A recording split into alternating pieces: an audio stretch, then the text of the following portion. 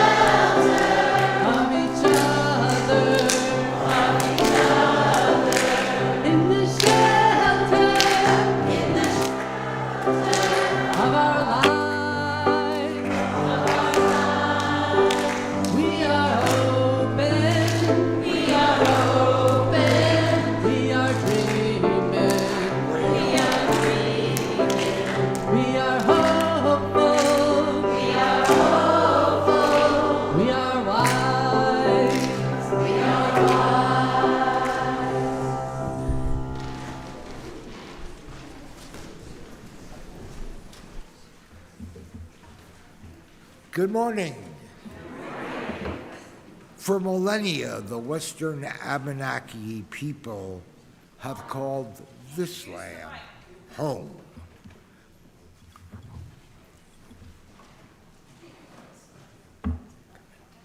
Thank you, Reverend Joan.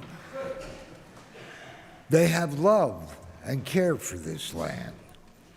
We now have the privilege of gathering here as a religious community. Let us do so, honoring this legacy of love and stewardship.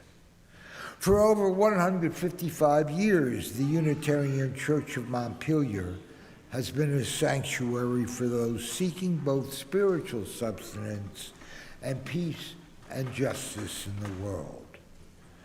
My name is Steve Finner, and I am privileged to be this morning's worship associate. I extend to you a warm welcome. Thank you. Thank you for joining us in this time of worship. We deeply appreciate your presence and your fellowship. This service and all of you who are present in the sanctuary are being live streamed on YouTube and will also be recorded and available for later viewing. The service is also being shown in the fireside room downstairs in the vestry. We always welcome newcomers. Those of you who are new are invited to fill out our welcome form available at the hospitality table in the vestry during coffee hour so that we can get to know you more fully. We would love to have you join us for coffee hour immediately following the service so we can offer you a more personal welcome. Now we can all join in the welcoming by taking a few moments to turn to your neighbors in the pew and share a few words of greeting.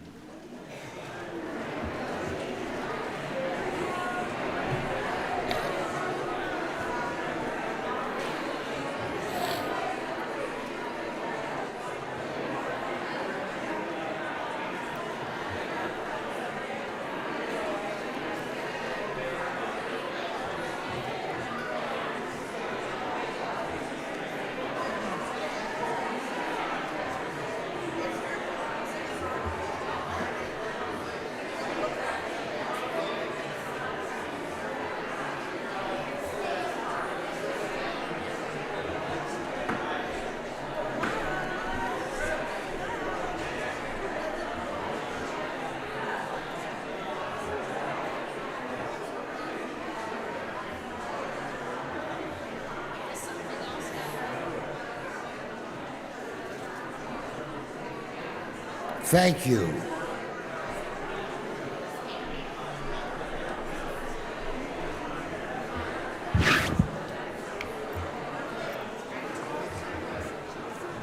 I am told that one measure of a healthy congregation is the extent to which they won't quiet down when they're greeting each other. We are a beautiful community, and together we keep our community vibrant no matter what the circumstances.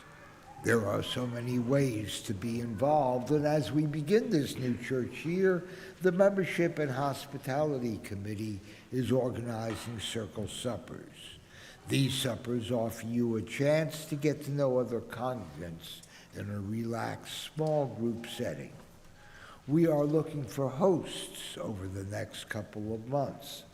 Please visit the hospitality table in the vestry to learn more and to sign up to host. Unfortunately, we are canceling this afternoon's planned kickball game due to the rain. Be on the lookout for information about future outdoor multi-generational events hosted by the Lifespan Spiritual Exploration Committee. Due to a technical glitch, we are not able to display graphics to the live stream this morning. We are working on fixing the issue. And also, let's offer our gratitude to our production team who have worked so hard to transition us to our new live stream system.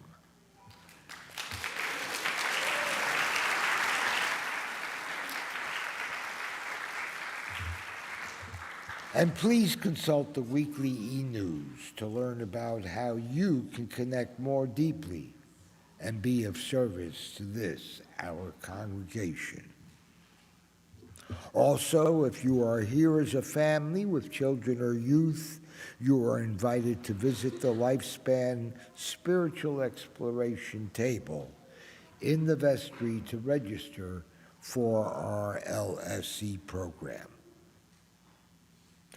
Now, let's all take a deep breath and make sure our cell phones are silenced and settle more deeply into worship with our prelude from Eliza.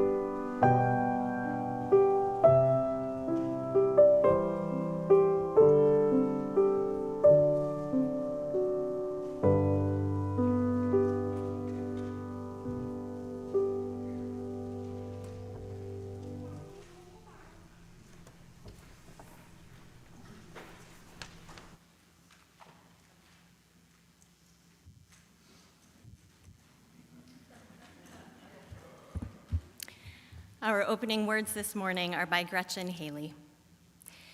We are keepers of hope, holders of memory, storytellers and song weavers pulling on this thread of truth, this other march of history that might otherwise fail to find its footing. That life is filled with kindness, bold beauty, courageous compassion, sacrifice for the common good, and a wide willingness to embrace neighbors and strangers as kin. We are here to do the work of hope, remembering the past, remembering ourselves, imagining our most possible future for this life that teeters too often on the edge of forgetting we belong to each other. Bring all you are, every shadow and every light, every hope, every fear, for this radiant hour. Come, let us worship together. And let us rise in body or spirit for our opening hymn. It's number 346 in the gray hymnal. Come sing a song with me. I know that we have some special guests who are returning to the building after a long time away, and they can sing along too.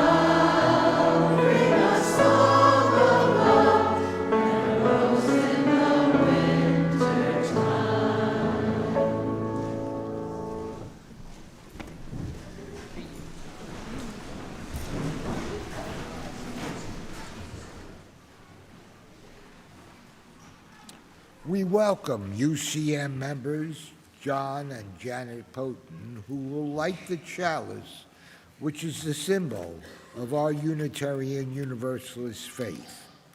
As they do, I invite you to light a chalice at home if you have one nearby.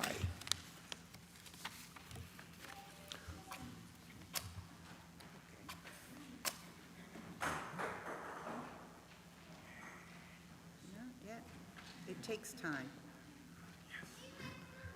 We light this flame, an enduring symbol of our collective commitment to lead with truth and compassion and to build the beloved community. Please join me now in saying our congregational covenant, which you will find in your order of service. We covenant to speak honestly and listen deeply to each other and the voice within. Treat each other with compassion and honor our differences. Take responsibility for the impact our words, actions, and inactions have on each other. Support each other in times of need and of grief, and celebrate the beauty and joy in our lives. Honor the gifts of the past and be gentle with each other as we grow. Encourage each other in the brave work of creating a more beloved community and a healthy, sustainable world, and forgive each other and start again.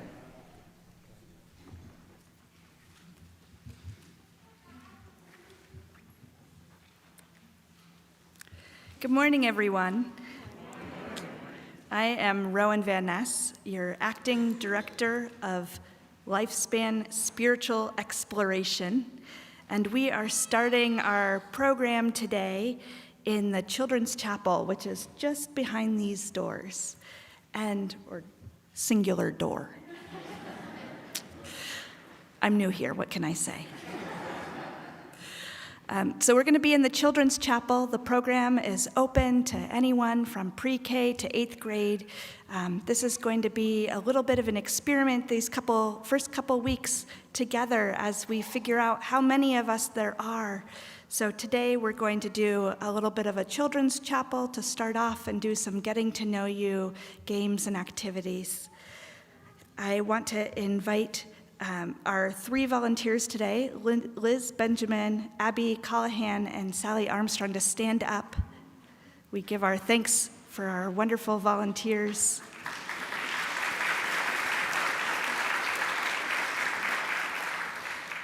And I would like to remind parents and caregivers to come after the service to pick up your kids in 3rd grade and under in particular. Thank you. So in just a moment, we are going to sing the kids and our LSC volunteers out. And it's been quite a while since we sang the children out of this sanctuary and to their program for the morning. Given how long it's been, those of you who were around a few years ago may not remember that we had been singing a new parting song, different from the one that the congregation had sung for many years, Go Now in Peace. This change was made to honor the wishes of the composer of that song that it be sung with the original words as written. And we introduced a new parting song that was voted upon by the children, which is what we will sing this morning. So please won't you join in singing as you go. There are printed copies at the end of the pews in case you want to see the music. But Danya and the choir will sing it a few times through, and then you're invited to join in once you've gotten the hang of it.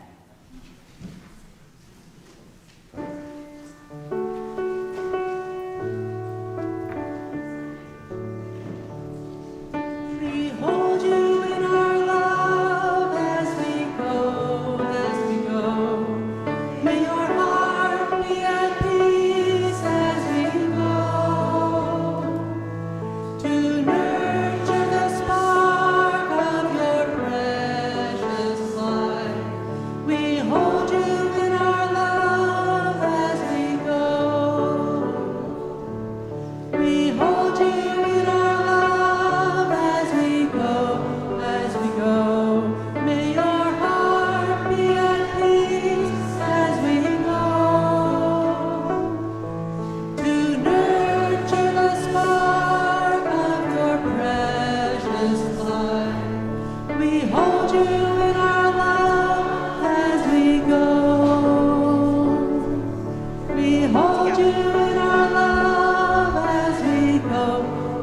we go.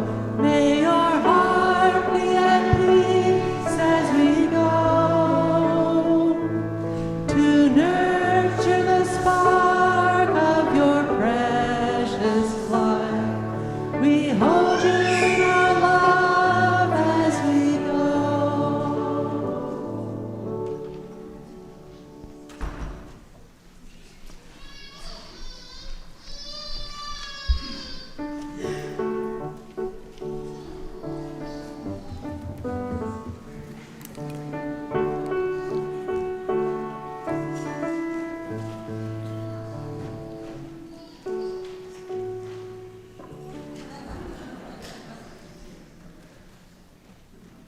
Generosity is both a spiritual practice and a practice that is central to the well-being of our church community.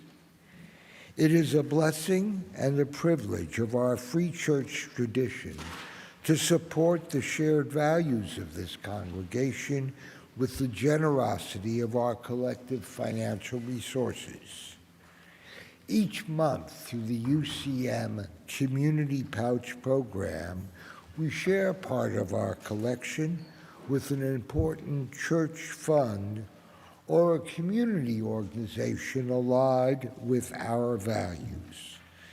The September Community Pouch recipient is Girl Boys First Mentoring. Over the past 22 years, Girls Boys First has provided over 150 mentors to Central Vermont youth ages 8 through 18. Your contribution to the UCM Community Pouch will directly support their work. You can make a contribution today by placing your offering in the pouch found at the end of the pew, if you are here in the sanctuary, or by donating online. You can also mail a check to the church. To each and every one of you for your generosity in its many forms. We give our thanks.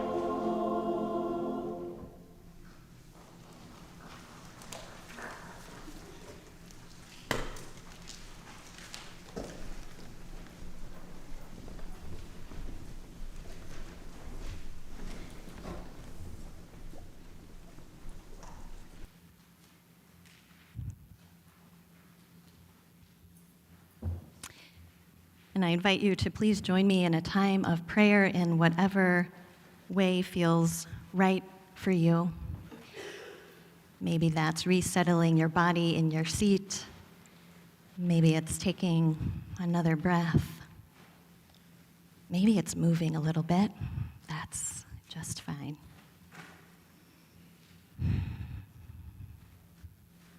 Spirit of life and love, source of all, we hold tenderly this morning all of the joys, sorrows, and milestones that have been shared aloud, and all those felt in silence. Help us to open our hearts with empathy and with compassion for all that troubles us near and far, for the ways in which our hearts break, for the pain, injustice, and harm that we inflict upon one another and our planet. Open us to the love that moves us in new directions towards one another, with new possibility for change. Give us the courage to stretch into new ways of offering belonging to others, that each of us and all of us might know the circle of belonging and love. With hearts open, with hearts longing, and with hearts strengthened in community, we offer this prayer. Amen.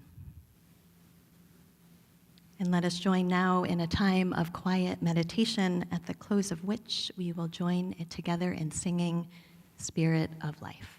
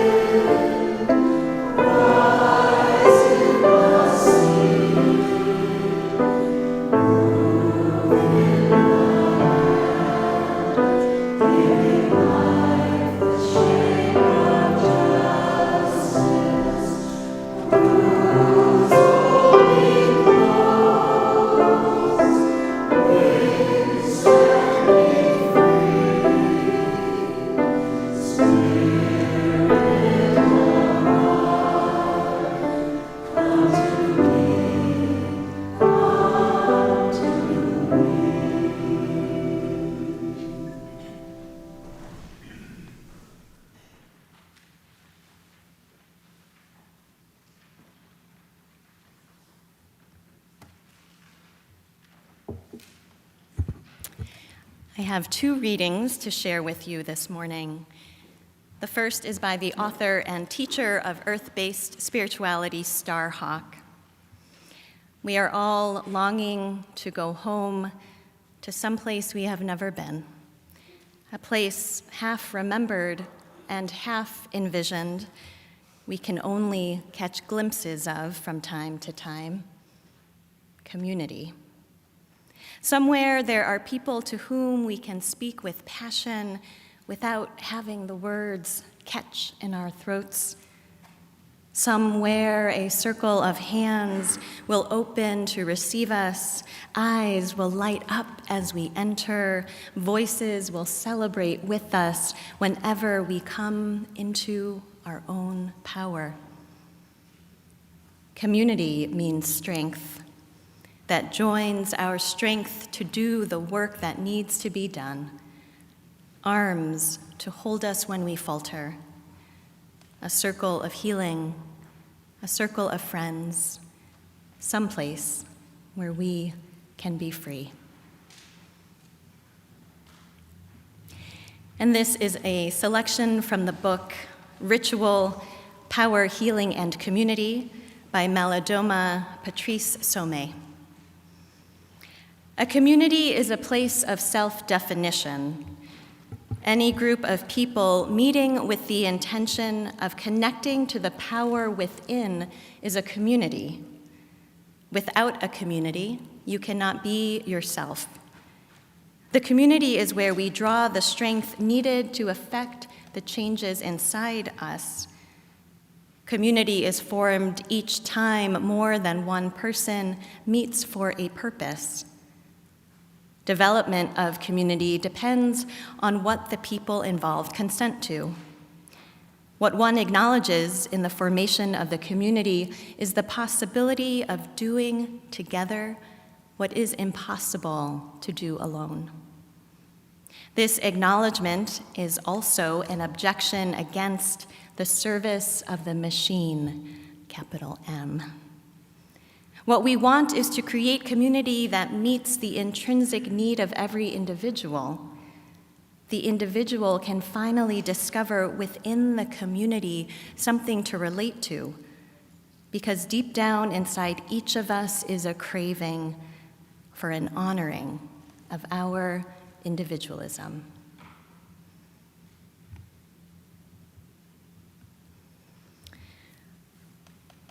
My family and I moved to Vermont 8 years ago now. This was a move back for my spouse who grew up here and a move to a new place for myself and for our then 6-month-old son. For the first year and some change of living here, I was a stay-at-home parent and my spouse was working full-time outside of the home. Now, moving to a new place can be daunting for a lot of reasons. And one of the things that I found to be the most daunting was making new friendships and finding community. Before our move, my spouse and I had community at the ready, primarily through the community of students who were also enrolled in my partner's graduate school program, which ended just before we moved. And this community had provided us strong friendship and a support network. The university had several complexes for graduate student housing, and we had found a 1-bedroom apartment in one of those complexes where several other students from the program also lived. And we would host one another for dinner and game nights, and there was a group of us whose partners were in the program who became friends, and we'd get together for brunch, and especially during exam periods when our significant others were otherwise holed up in a library study carrel. When our son was born, this graduate school community supported us in incredible ways. Our son could often be found attached with a baby carrier to a 20 or 30-something-year-old graduate student who is strolling along the paths around our housing duplex. Others learned how much he liked to be held and bounced on an exercise ball. That was a common sight in our apartment. Many meals were dropped off for us in those first couple of months, and they even threw us a baby shower at which we received a desperately needed stroller and other items. And my partner and I had actually experienced several years long of this kind of ready-made community as we hopped from city to city, adding more degrees to our resumes. So for the first time in a long while with our move to Vermont, community wasn't being handed to us. That first year was a lonely time for me. I'm someone who finds great fulfillment in my vocation, and I wasn't working. My family lives very far away. I didn't have any friends living close by, and I didn't yet know other UU colleagues very well. I spent lots of time scouring online on websites and the local paper, searching out how I could spend time with other people. And since I was at home with a baby, I spent much of that time that year across the street at the library at story time and at different meetups for parents. And I would just hope that it would all work out between mealtime and nap time to make it out the door and back home before a major meltdown. Despite these pretty regular outings, the loneliness continued for some time. I longed to belong, to be part of a community again. And it would take a few more years for the different pieces of our life to come together in that way. This longing to belong is something I think we all share. Whether we're new to a community or have been around a long time, belonging is a core component of our emotional and spiritual well-being. Our worship theme this month of September is belonging. This whole year with our worship themes, we consider the paths that we must lean into and relearn as we travel together into our complex, challenging, and hoped-for future. Each theme of the month will lift up a particular spiritual path crucial to this journey of birthing a new normal worthy of our hopes. And so for this month of September, we explore the spiritual path of belonging. Community is a core, essential aspect of belonging. And I believe that each of you has at least an inkling of that belief, or you wouldn't be here today or watching online. We know that a spiritual community is one of the places where belonging can be felt and nurtured. During that first year that we were first here in Montpelier, I was chatting with another parent after one of those library story times, and we were sharing about our own trials with finding community. And I had mentioned that I was a Unitarian Universalist minister. It just so happened that I was being considered for this position, though that was not yet public. And this parent excitedly told me how they'd been to this congregation a few times and were hoping to return. And it warmed my heart that a Unitarian Universalist congregation was a place that they had come looking for community. Community is something that so many of us missed dearly over the past few years, as physical distancing led to social isolation, and we had to create new ways of staying together in community, whether here at church or in other aspects of our lives. Starhawk writes, "We are all longing to go home to some place we have never been, a place half remembered and half envisioned, we can only catch glimpses of from time to time, community."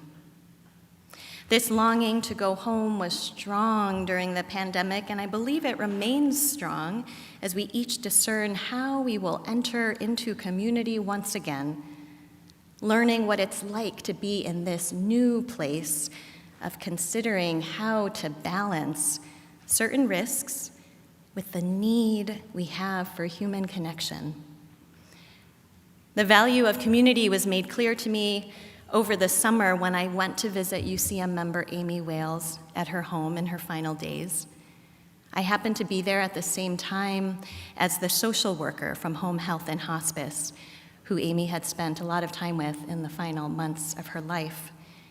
And with Amy resting quietly nearby, we talked with one another about her incredible resilience, her deep spirituality. And the social worker also made a comment that has stuck with me. He noted that he works with many people at the end of their lives, and that he has noticed that it is people like Amy who have a strong connection to a faith community who are usually best supported in those final days. The support from the community comes in the form of meals dropped off and errands run, visits in the quiet hours, simply waiting through the uncertainty of what comes next. Belonging in community can stitch one into a garment of mutual care and support that holds you in times of great need. This community and other communities that you may be a part of faced incredible challenges over the last 2.5 years. And now here we are, having crossed yet another threshold into a new way of being community and of nurturing belonging together. Across this threshold, I believe that most of the ways that we already know how to be a community, how to show up for one another and care for one another, are still necessary. Community is still built and strengthened when we go to the bedside of a friend in their final days. Community is still built and strengthened when we offer someone a ride who is no longer driving. Community is still built and strengthened when we bring our potluck dish to the table and we break bread together. Community is still built and strengthened when we listen deeply to one another. As we come back together, we can engage in these practices that demonstrate the power and the necessity of community care and support. These are practices that I know are strengths of this congregation. And yet, despite our best efforts, the feeling of belonging is not a constant, unchanging state. It can fluctuate. There are times when we might feel incredibly connected, at peace and at home within a community. And there are also times when our sense of belonging wanes, when we feel misunderstood or devalued or excluded. This was true before the pandemic, and it remains true. As members of a community, we can consider and give attention to how we make it possible for all to feel not only welcome, but also a sense of true belonging. The author Brené Brown makes a helpful distinction when she writes that belonging isn't fitting in. Fitting in is about assessing a situation and becoming who you need to be accepted. Belonging, on the other hand, doesn't require us to change who we are. It requires us to be who we are, she writes. Authentic expression of who we are is necessary for belonging. And community matters because it helps us to be ourselves, as Malidoma Patrice Sommet shared in our reading. In community, we connect with the power within ourselves that is individual to each of us and is realized in relationship with others. A community can be intentional about creating those conditions that invite people to be exactly who they are and not to change who they are as a precursor of belonging to the community. Now, in this community, we don't shy away from personal change and transformation, quite the contrary. The spiritual journey often involves change. Can I get an amen from anyone? Anyone out there feel like there's change in your spiritual journey? Okay. What is key is that a community makes it clear that the essence of who someone is, their individualism, your essence and individualism is welcome, affirmed, and accepted. And each individual has the agency to show up as their authentic self. Here at the Unitarian Church of Montpelier, we embed in our mission statement the declaration that we welcome all. And we mean that, all across age, gender, sexual orientation, racial, ethnic, or national identity, economic class, employment or housing status, theological belief or non-belief, who you voted for or what party you belong to, whether you use a wheelchair or a walker, and yes, whether you prefer coffee or tea. Our Unitarian Universalist theology moves us to offer this wide welcome. You are welcome to show up here as you are, not to try to fit in, but to be exactly who you are. Belonging should not depend on sameness. Shared experiences and identities can be the basis for belonging, but it's not the only foundation. The Irish writer and theologian Pádraig Ó Tuama says, "Sometimes belonging is created by people who have been through a similar experience, and it's a very powerful experience. But belonging can also be practiced together in a positive way by people who have very little in common. How can we find a way where people who have very little in common can also belong with each other?" He continues, "I'm interested in ways in which difference and unsameness can be seen like an invitation rather than a threat. An invitation rather than a threat." And he warns that when belonging goes bad, it becomes a kind of sectarianism in which it is necessary to have an enemy. It requires an enemy when belonging is based on sameness. What Ó Tuama is lifting up here is so important. As warm and fuzzy and necessary as belonging is, it also has a shadow side in which belonging based on sameness requires an enemy, and when we have enemies, we push those enemies away. We demonize those enemies. We create systems in which those enemies are excluded and disempowered. And this kind of sectarianism, this kind of belonging gone bad, can crop up anywhere and is present in far too many places within our borders and beyond, within political communities, educational institutions, the media, and yes, religious communities too. I love the question that Ó Tuama poses: how can difference and unsameness be an invitation rather than a threat?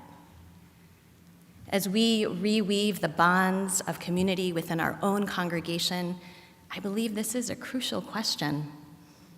How might our differences, and not our sameness, offer an invitation into belonging? I invite you to hold this question with me in the weeks and the months ahead.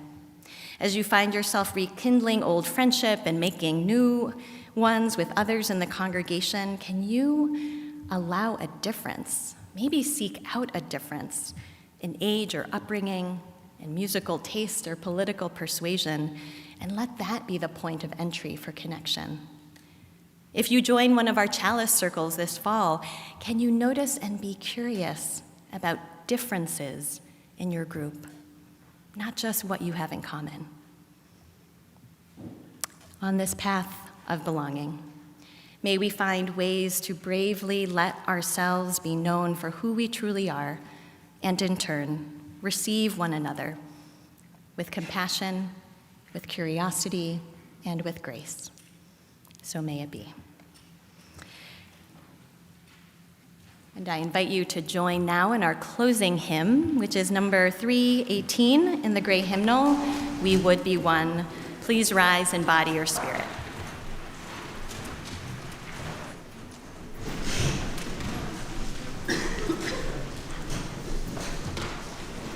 We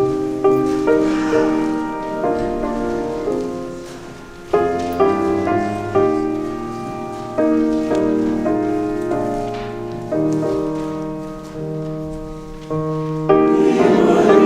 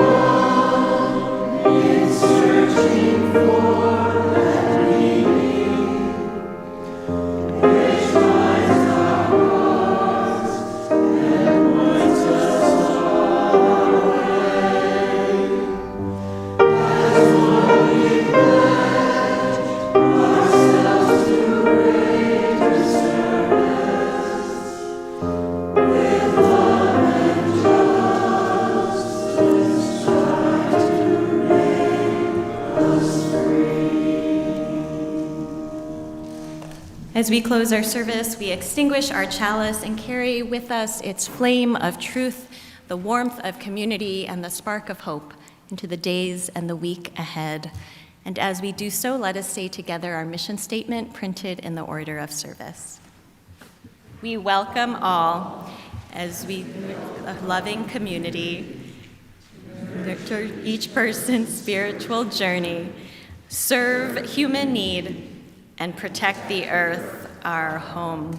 For our benediction, I invite you to turn to a neighbor and repeat after me, or write in the comments if you're on the live stream. Pick a neighbor, great. I meet you on this path of belonging.